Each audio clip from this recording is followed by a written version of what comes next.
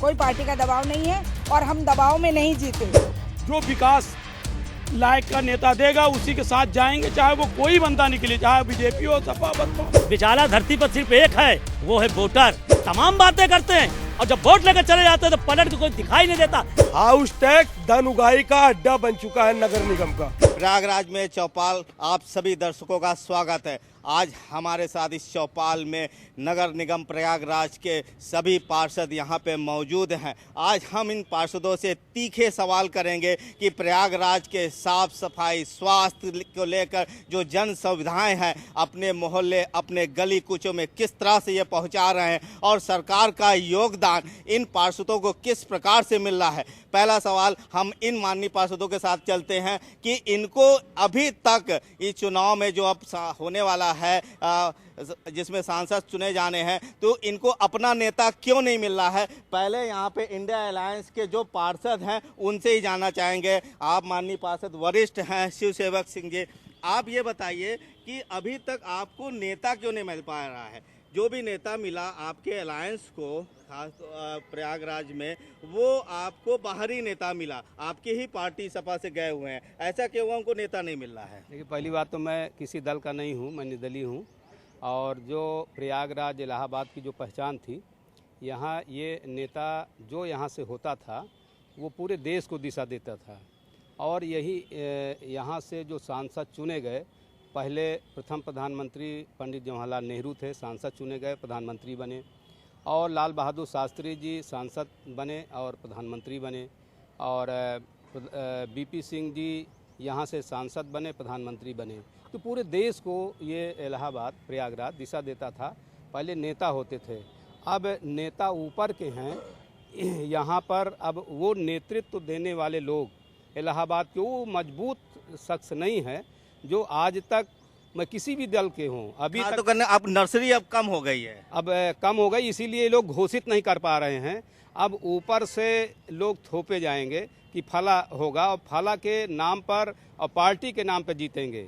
नेता अपने नाम पर जो इलाहाबाद में स्वयं जीतता था और दूसरे को भी जिताता था, वो अभाव दिख रहा है।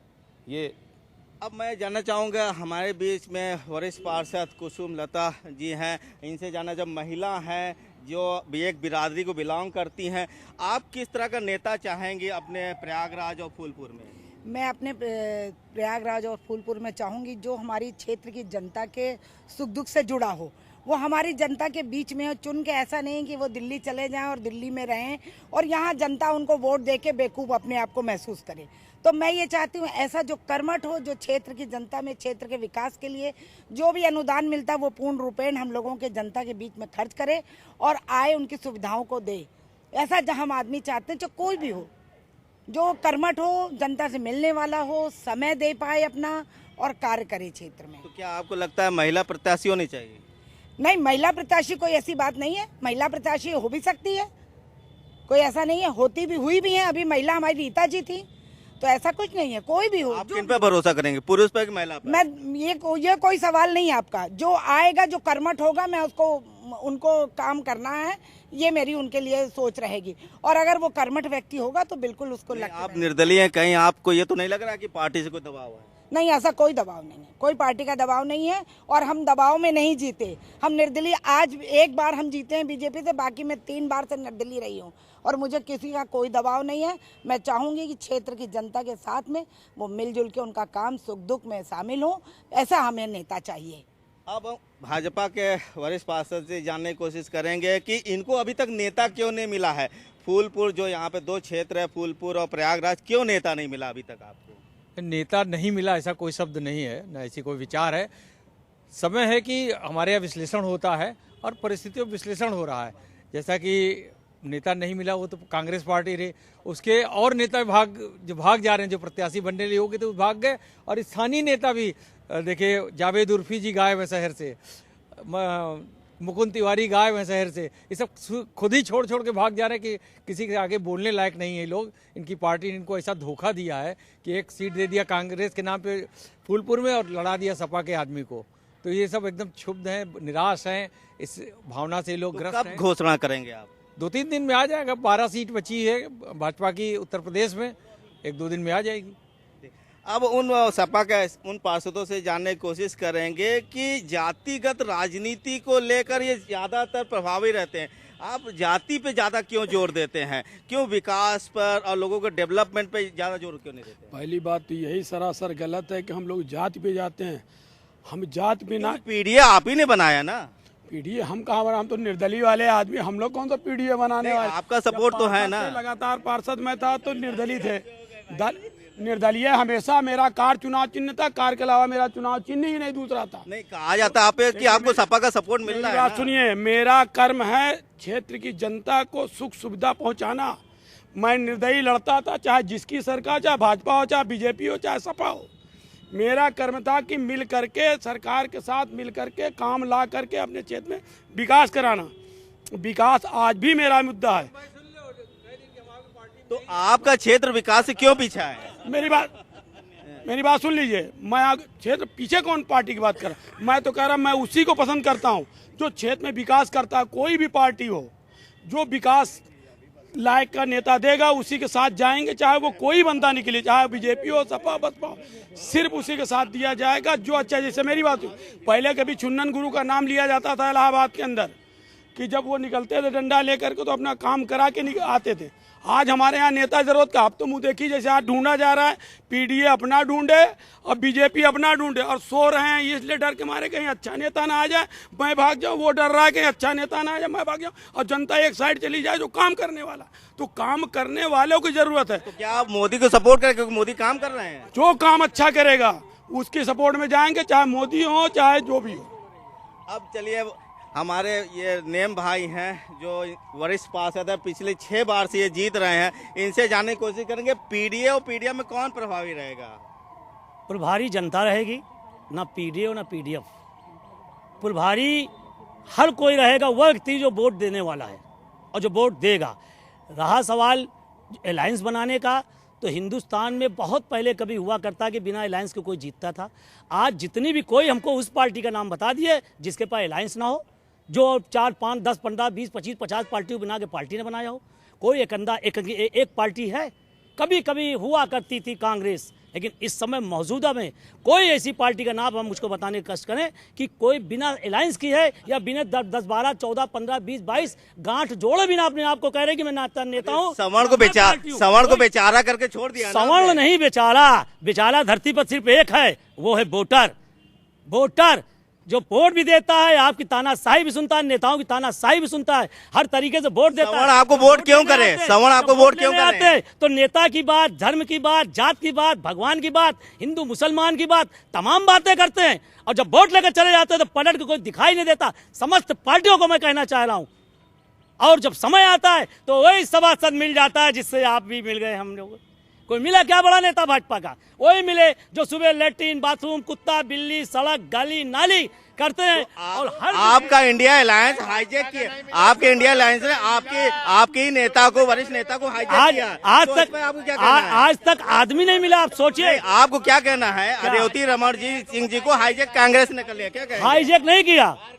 हाईजैक नहीं किया। आपके तरह जिस समय भाजपा जो दल बदलू की तरह काम, सम्मान नहीं मिला रेवती रमण जी को? जिस समय भाजपा दल बदलू काम कर रही है, लड़ाना था कुंवर रेवती रमण को समाजवादी पार्टी द्वारा, लेकिन कुंवर हमारी खाते में भी चली गई कांग्रेस को। जब कांग्रेस को चली गई सीट, तो अंदर कांग्रेस और सपा ने दोनों तय किया कि आप हमारे क्या दें, हमारे क्या आपका एक अच्छा कैंडिडेट है, जो जनप्रतिनिधि है, जननेता है, जो जन से जुड़ा हुआ है, हर व्यक्ति के दुख सुख में खड़ा होने वाला व्यक्ति कुंवर रेवती रमण, उनका बेटा उज्जवल रमण। तो फिर वापस आपकी पार्टी में आ जाएंगे? नहीं, वो आए ना, वो तो बात की बात है। अभी तो हम सब मिलकर लड़ेंगे और सबको चित कर देंगे जो भी हमारे सामने आएगा। हमारे साथ ओपी द्विवेदी जी हैं, नगर निगम में महत्वपूर्ण हैं, आप उपाध्यक्ष हैं। इनसे जानने की कोशिश की कि शहर का विकास को लेकर क्या आपने रोड मैप तैयार किया है? अगर मैं बात करूं तो सबके ध्यान में होगा, इलाहाबाद से लेकर प्रयागराज को जो सफर हमने किया, केवल नाम नहीं बदला, सूरत बदली। भारतीय जनता पार्टी की सरकार बनने के बाद, अगर आपको याद हो 2014 में जब मोदी जी प्रधानमंत्री हुए, प्रधानमंत्री बनने के बाद जिस प्रकार से पूरे देश के अंदर विकास शुरू हुआ, 2017 तक प्रयागराज तड़प रहा था उस विकास के लिए। लेकिन जब डबल इंजन की सरकार बनी, भारतीय जनता पार्टी की सरकार बनी 2017 में, और उस डबल इंजन की सरकार ने इलाहाबाद से प्रयागराज को जो सफर तय किया, आज पूरा देश, पूरा विश्व प्रयागराज को ही नहीं बल्कि पूरे देश को देखता है तो गर्व महसूस करता है कि मोदी जी के नेतृत्व में और प्रदेश के अंदर योगी जी के नेतृत्व में भारतीय जनता पार्टी का हमेशा ध्येय रहा सबका साथ, सबका विकास, सबका विश्वास और सबके प्रयास को लेकर के जो भारतीय जनता पार्टी चली वो दिख रहा है। और आज यही साकार स्वरूप मैं समझता हूँ लोकसभा के चुनाव। शहर में सड़कों में गड्ढे क्यों दिख रहे हैं? कहां पर गड्ढे? अगर आपको मैं कहूं जहां गड्ढे हैं वो विकास के हैं, जहां पर अब आपको गड्ढे दिख रहे हैं वहां पे हम चौड़ीकरण कर रहे हैं, वहां पर सीवर लाइनें डाल रहे हैं, वहां पे लाइट का विस्तार कर रहे हैं। ऐसी एक गली में चैलेंज के साथ कहना चाहता हूं, मैं नगर निगम का उपाध्यक्ष रहा, पार्षद होने के साथ साथ, नगर निगम को उपाध्यक्ष होने के साथ साथ हमारे यहाँ के चाहे वो महापौर हो या सांसद हो या विधायक हो, सबने क्षेत्र में काम किए। और आज जो आप गड्ढे कह रहे हैं वो आपको परिवर्तन की दिशा में ले जा रहे हैं। आने वाले समय में प्रयागराज पूरे देश के हृदय में जैसे बसता था वैसे दिखने जा रहा है और वैसे दिख रहा है। और मुझे लगता है कि आज अगर आप कभी कल्पना करेंगे, कभी बात करेंगे, तो आज हम चुनाव के मोड में हैं, आज हम चुनावी उसमें आ गए। आज ये स्पष्ट है, हर दिल में कमल बस चुका है, कमल खिल चुका है। और जो 400 प्लस का नारा लेकर के हम चले हैं इसीलिए सब भाग रहे हैं। आप देखिए ना, कई लोग यहाँ से चर्चा से भाग रहे हैं, कई लोग बोल नहीं पा रहे, और जो सपा के हैं वो बीजेपी के बोल रहे हैं, जो बीजेपी के साथ में है आपको साफ दिख रहा है। तो ये कहने की जरूरत नहीं, जनता जानती, जनता समझती, जनता देख रही है और जनता निर्णय ले चुकी है। 400 प्लस, अब की बार 400 पार। आपके हैं, आप पार्टी से आप समझे, आपको पर एक आरोप लगता है कि आप इंडिया अगेंस्ट करप्शन से आप पार्टी बनाए या फिर करप्शन में आप, जिस करप्शन को आपने विरोध किया उसी करप्शन में आप इन्वॉल्व हो गए। देखिए, देश के प्रधानमंत्री जी अरविंद केजरीवाल और आम आदमी पार्टी से डर गए हैं। इसलिए डर गए, 10 साल की पार्टी, आज 2 राज्यों में हमारी सरकार है। गुजरात में हमारे 5 विधायक हैं, गोवा में हमारे 2 विधायक हैं और हमारे लगातार उत्तर प्रदेश में हम चुनाव लड़े थे, नगर निगम का लड़े थे। 110 प्लस हमारे पास पार्षद जीते हैं। यहाँ नहीं जीत पाए। यहाँ हम लोग अभी भाई साहब देखिए कह रहे थे कि यहाँ गंदगी नहीं है। मैं बताऊं, चुनाव के दौरान गली गली हम लोग गए, 40 पार्षद हम लोग लड़ाए थे। ये चौक और ये राजापुर का जो क्षेत्र है, हम लोग वहाँ गए, वहाँ चलना मुश्किल था, वो गंदगियाँ थी, नालियाँ बजबजा रही थी। चूँकि यहाँ पे तो और विकास होना चाहिए था। यहाँ पे तो कुंभ लगता है, माघ मेला लगता है, उसका पैसा आता है, अतिरिक्त पैसा आता है, और यहाँ पे ट्रिपल इंजन की सरकार है। आपको जानकारी हो तो भाजपा भी यहाँ नगर निगम में यहाँ सरकार है, तो यहाँ ट्रिपल इंजन की सरकार है। नहीं, ट्रिपल इंजन सरकार, लेकिन आप पे आरोप क्यों लग रहा है? नहीं, आरोप इसलिए लग रहा है कि देश के प्रधानमंत्री नरेंद्र मोदी जी डर गए हैं कि अगला कोई अगर प्रधानमंत्री है तो अरविंद केजरीवाल है, इसको फंसा दो, इनके पार्टी खत्म कर दो, उनके नेताओं को जेल में डाल दो। तो ईडी आपको पर उनके पास सबूत है, तो आपके अरविंद केजरीवाल क्यों नहीं प्रस्तुत हुए वहाँ पे? जबकि बार बार अरविंद केजरीवाल स्वयं कहते रहे हैं कि अगर किसी को आरोप लगता है तो वो इस्तीफा देना चाहिए और ऐसी जांच एजेंसी के खिलाफ प्रस्तुत होना चाहिए। क्यों नहीं प्रस्तुत हुए बार बार ईडी के समन देने के बावजूद भी? पहली बात तो जिस ईडी को मैं जानता हूँ वो निष्पक्ष एजेंसी है, मगर इस समय ईडी को इंटरटेनमेंट डिपार्टमेंट बना दिया गया है। केवल देश को इंटरटेनमेंट कराया जा रहा है। जितने विपक्ष के मुख्यमंत्री हैं, जितने विपक्ष के नेता हैं, जितने विपक्ष के विधायक हैं, केवल उनको परेशान किया जा रहा है। भारतीय जनता पार्टी में जो जाता है वॉशिंग मशीन में धुल जाता है, वो निष्पक्ष हो जाता है, वो साफ सुथरा हो जाता है। भाई साहब बीच में टोकिए, ठीक है? आप नहीं, आप अपनी बात करिए, आप अपनी बात कीजिए। हम नरेंद्र मोदी जी को बताना चाहते हैं कि जो 400 पार का नारा दे रहे हो, तो 400 पार इस तरह नहीं होता है। मुकाबला सामने से होता है, चोरों के जैसे मुकाबला नहीं होता, ठीक है? उनको अंदर कर दो, उनको अंदर कर दो, उनका अकाउंट सीज कर दो, उनका खाता सीज कर दो, इस तरह से चुनाव होता है। लोकतंत्र की हत्या करने का प्रयास किया जा रहा है। अभी भाई साहब बता रहे थे कि शहर में एक गड्ढे दिखा दो। आप मेरे साथ कैमरा लेके चलिए, बस अड्डे के बगल में बड़े बड़े गड्ढे दिखाता हूं, लेके चलिए कैमरे। इलाहाबाद की गलियों की बात करते हैं, बड़े बड़े नालाओं की सफाई दिखाऊं, इनसे पूछिए, इलाहाबाद की जनता इनसे पूछती है हाउस टैक्स पे इन्होंने क्या किया है, पूछिए इनसे। हाउस टैक्स धन उगाही का अड्डा बन चुका है नगर निगम का, नंबर 1। नंबर 2, जो आज वाटर टैक्स, हम तो कहते हैं बिजली, पानी, शिक्षा और स्वास्थ्य निःशुल्क होना चाहिए। शिक्षा को आज व्यापार बना दिया गया है। पानी के लिए लोगों को घर सीज किए जा रहे हैं। इतना कौन सी बात है? ये तो मूलभूत। तो आपका साथ जनता क्यों नहीं दे रही? फिर मेरे साथ जनता खड़ी है। आज देखिए, तो अरविंद केजरीवाल गए तो जनता क्यों नहीं सड़क पे आई? अरे पूरी जनता दिल्ली में, पूरी जनता सड़क पे है। पंजाब से लोग आए, पूरा विपक्ष इकट्ठा हुआ, आज दिल्ली में घबराए। आज देखिए, माननीय उच्च न्यायालय से संजय सिंह को रिहा किया गया। कहीं ना कहीं ईडी भारतीय जनता पार्टी के दबाव में काम कर रही है। ये बात पूरा देश देख रहा है और पूरा देश जान रहा है। यहाँ तक भारतीय जनता पार्टी के नेताओं से भी पूछेंगे अगर आप बिना कैमरे के, तो वो भी कहेंगे आम आदमी पार्टी के लोगों को प्रताड़ित किया। हमारे साथ इस समय शिक्षक संघ के एसपी त्रिपाठी जी हैं। इनसे जानना चाहेंगे कि शिक्षा में जो अन्य सरकार थी और भाजपा की अभी की सरकार में क्या आप अंतर देखते हैं? देखिए, हमारे शहर का मिजाज जो है आज का नहीं है, 25,000 साल पुराना है। जब भगीरथ यहाँ गंगा लाए थे, शिक्षा की गंगा यहाँ भारद्वाज मुनि ने बहाई, और धर्म की गंगा और मोक्ष की गंगा जो है राजा भगीरथ ने बनाई यहाँ पर। तो हमारे शहर का जो मिजाज है ना, वो पूरे दुनिया में कहीं आपको नहीं मिलेगा। हाँ, जो राजनीति थी उसकी भी पाठशाला यहीं से शुरू हुई थी, और जितने प्रधानमंत्री इलाहाबाद ने दिए उतने शायद किसी और जिले ने नहीं दिए।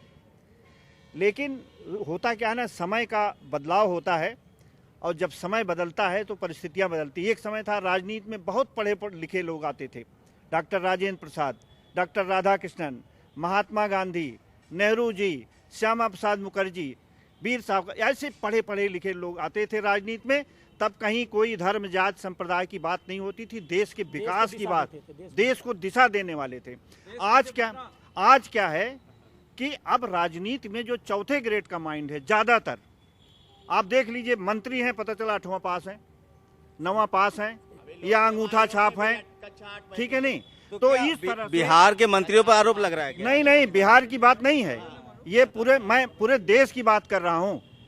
और जो भी राजनीति है, धीरे धीरे जब व्यक्तिवाद पर केंद्रित हो गई, तो व्यक्तिवाद के अंदर कांग्रेस भी चली गई, और उसी का रोग, व्यक्तिवाद का रोग अब भाजपा को भी लग गया है।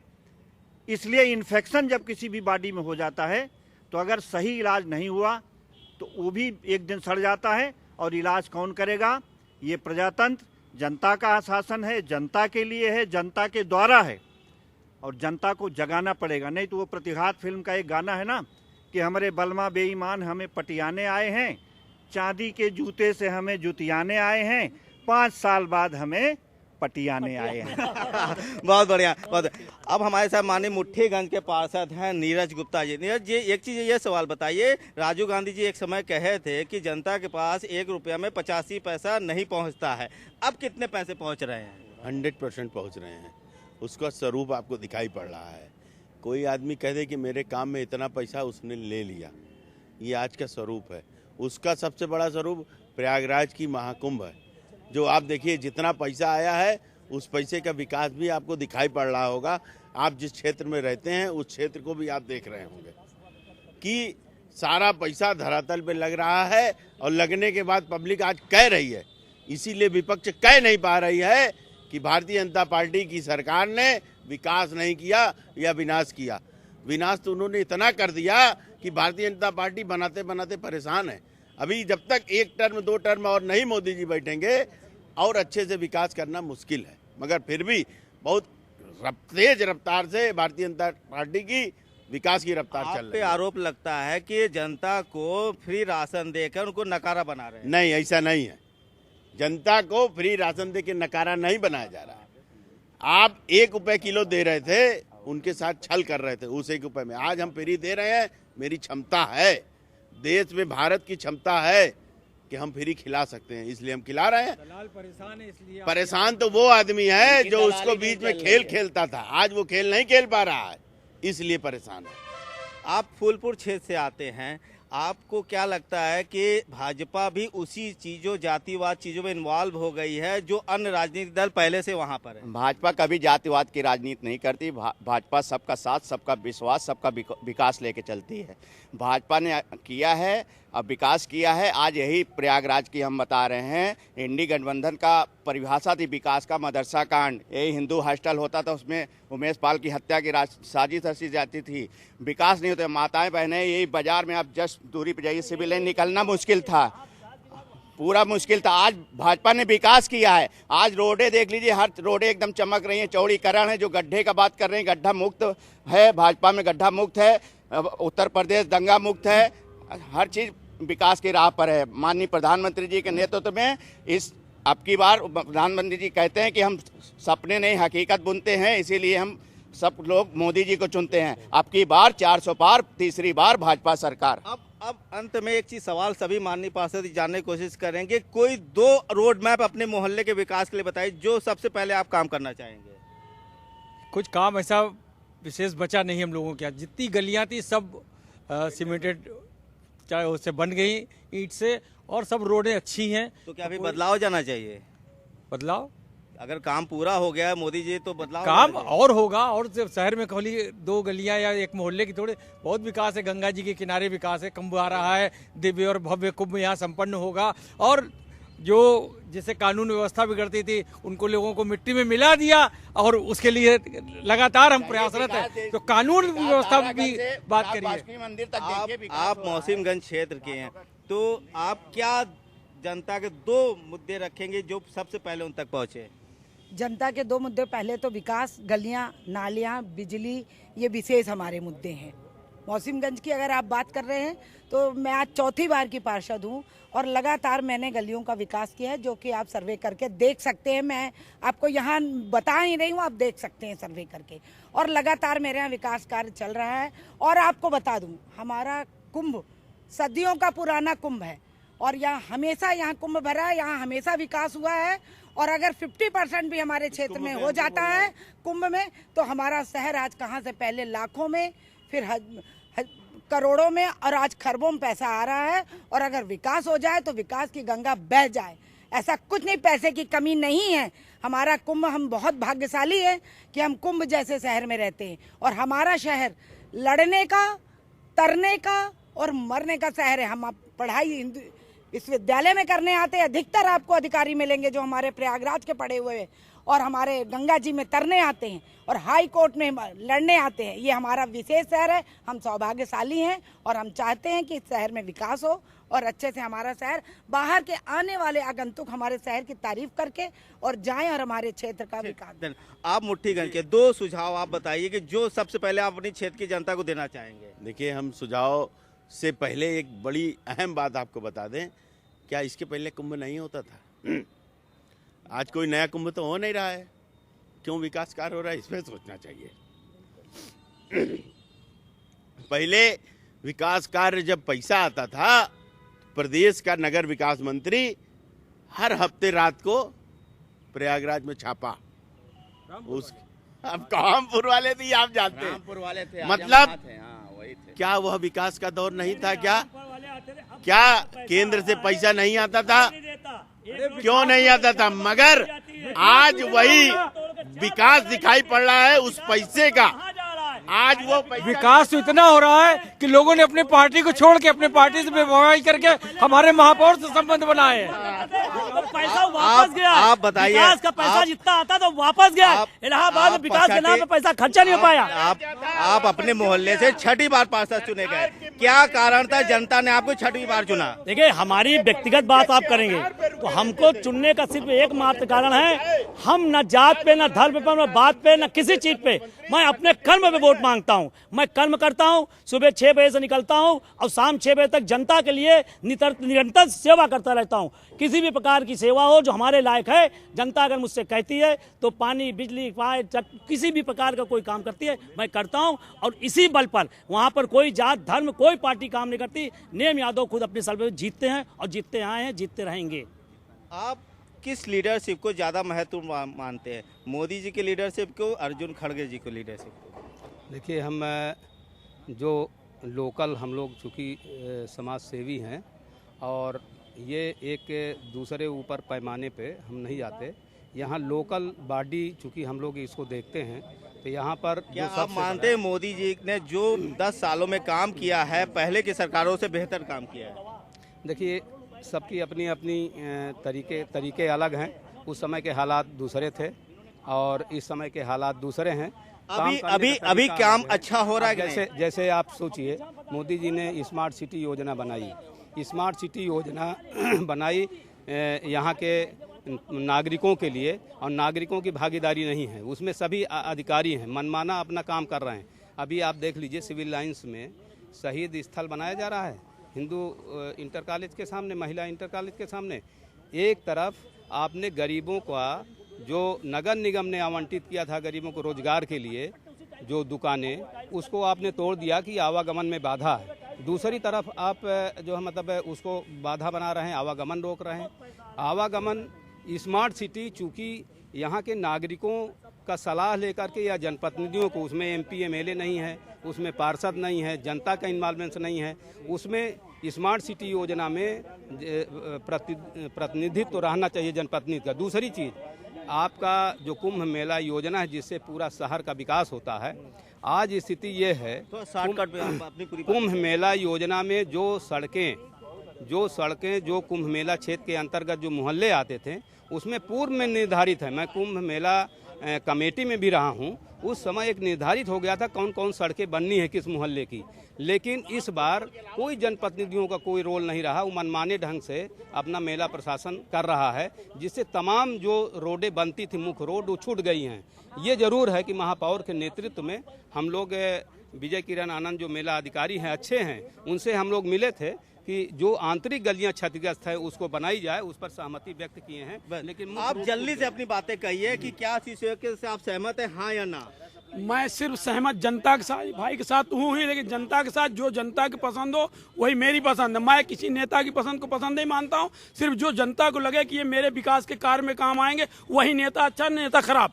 आपको क्या लगा? पहले तो मैं उत्तर दे दूं, रह गया था जो इन्होंने जवाब कहा। 30 सेकंड मैं केवल 30 सेकंड में, जो कट्टर ईमानदार बनते थे आज कट्टर बेईमान करके दिल्ली को बेच दिए। केजरीवाल जो कहते थे कि हमें सुविधा नहीं चाहिए, कोई व्यवस्था नहीं चाहिए, और बार बार कट्टर ईमानदार बनते थे, आज कट्टर ईमानदार कट्टर बेईमानी करके जेल में है। छाती पीट के कहते थे कि पुलिस मुझे गिरफ्तार कर ले। जब कर लिया तब ये आज कह रहे ईडी जैसी करनी वैसी भरनी। पहली बात, आज इनके पास मुद्दे नहीं। जहां तक रही काम की बात, आज जो हम काम कर रहे हैं वो जनता के लिए है और काम करते रहेंगे। यही लक्ष्य को लेकर के मोदी जी 400 प्लस फिर से आगे। आपको जनता वोट क्यों करे? जनता हमको इसलिए वोट करे कि हम एक दिल्ली मॉडल लाए, पूरे देश में लाए। बिजली, पानी, दवाई, पढ़ाई लिखाई, ये सब आम नागरिकों का अधिकार है। एक आम नागरिक को मिलना चाहिए, उसका मूल अधिकार है वो। और सबसे बड़ी बात है कि अरविंद केजरीवाल ने दिल्ली में एक काम किया कि देश विदेश से किसी कोने से कोई आदमी जाए, अगर उसका एक्सीडेंट हो जाए तो वहाँ पर उसका इलाज फ्री होगा। ये आज तक किसी ने नहीं कर पाया। आप अपनी बात 30 सेकंड में बताइए कि अरविंद केजरीवाल अपनी सफाई में अगर कहना था तो ईडी के पास क्यों नहीं गए? फिर मैं रिपीट कर रहा हूँ। पहली बात तो मैं 30 सेकंड में बताइएगा। मैं 30 से 40 सेकंड लूंगा आपका समय। 30 सेकंड बस। आपको बता दूं, इस देश के अंदर जो बाबा साहब ने संविधान दिया है, उस संविधान के आर्टिकल में लिखा हुआ है कि देश के राष्ट्रपति और राज्यपाल को छोड़ के किसी को भी किसी के थाने में मुकदमा लिखा जाएगा, उसको जवाब देने जाना पड़ेगा। नरेंद्र मोदी जी के खिलाफ पश्चिम बंगाल में मुकदमा लिखा जाएगा तो जवाब देने जाएंगे। इलाहाबाद के थाने में अगर मुकदमा लिखा जाएगा तो जवाब देने आएंगे। ये दें जवाब ये हमको। प्रयागराज के नगर निगम में भाजपा का बहुमत है और इस लिहाज से यहाँ पे भाजपा मजबूत होती हुई दिख रही है। प्रयागराज से चौपाल के लिए शिवेंद्र विक्रम के साथ सुधीर शुक्ला की रिपोर्ट।